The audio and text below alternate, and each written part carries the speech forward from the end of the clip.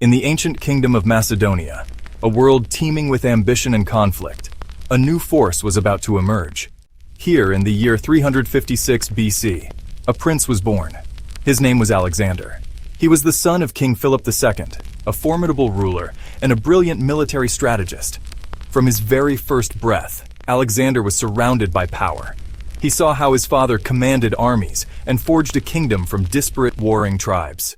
The royal court was his first classroom, a place of intrigue, loyalty, and the constant thrumming beat of a nation on the rise. He was not merely a boy, he was the heir to a dynasty, and the weight of that destiny settled upon his young shoulders like a king's heavy cloak. Alexander's mother, Olympias, filled her son's mind with tales of gods and heroes, instilling in him a belief that he was destined for greatness beyond that of ordinary men. She whispered that his true father might not be Philip, but the king of the gods, Zeus himself. The famous story of his taming of the wild stallion Bucephalus is a perfect example. When all of Philip's finest horsemen failed to control the magnificent but terrified beast, the young Alexander noticed something they had missed. With quiet confidence, he turned the horse toward the sun, calmed its fears, and rode it to the astonishment of the entire court. His father declared that Macedonia was too small for him. It was a prophecy. King Philip knew that a great ruler needed more than just a warrior's heart. For this monumental task, he summoned Aristotle. Here, in the tranquil gardens of Mieza, the greatest thinker of the time was tasked with educating the future master of the known world. Aristotle opened Alexander's mind to the vast wonders of the natural world. He taught him about biology, botany, physics, and the importance of logic and reason. Aristotle introduced him to the epic poems of Homer, particularly the Iliad. Alexander became obsessed with the hero Achilles, whose quest for glory and honor resonated with his own burgeoning ambition. The bond between father and son was often fraught with tension. At one infamous wedding banquet, an intoxicated nobleman insulted Alexander's legitimacy, and Philip drew his sword on his own son. Yet Philip gave his son his first command at the pivotal Battle of Chaeronea, where the teenage prince led a decisive cavalry charge that shattered the elite Athenian and Theban forces. In 336 BC, the world of Alexander was violently upended. During the wedding celebration for his own daughter, King Philip II was assassinated, struck down by one of his own bodyguards. But Alexander, now just 20 years old, did not hesitate. He did not grieve. He acted. His first actions as king were swift and brutal, a clear message to anyone who dared to challenge his authority. He systematically eliminated all potential rivals to the throne.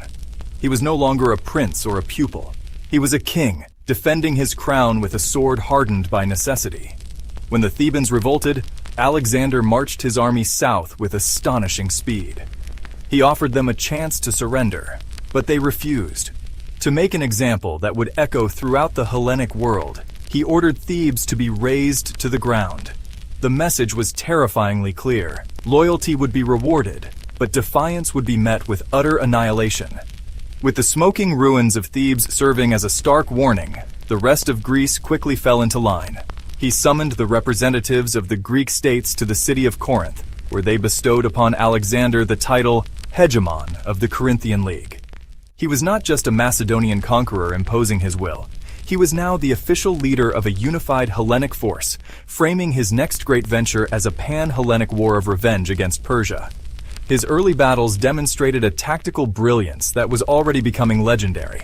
He combined infantry, cavalry, and skirmishers into a seamless and devastating war machine. Before he could turn his gaze east toward Persia, he secured his northern borders with a lightning campaign, pacifying the entire northern frontier in one decisive expedition. In the spring of 334 BC, Alexander stood on the shores of Europe and looked across the narrow strait of the Hellespont toward Asia. Before him lay the Persian Empire, the largest and wealthiest empire the world had ever known. His first act upon landing was symbolic and profound. He hurled his spear into the ground, claiming the continent as spear-won land, a gift from the gods. The first major test came swiftly, at the Granicus River. The local Persian governors had assembled a large force to crush the invasion at its very start. Alexander would not wait. He personally led the charge of his elite companion cavalry. plunging into the river and up the muddy banks, straight into the heart of the Persian line. It was a stunning and decisive victory. At Issus, Alexander faced King Darius III himself. Once again, he led his companion cavalry in a thunderous charge aimed directly at the center of the Persian line. The sight broke the Persian king's nerve, and Darius fled the battlefield.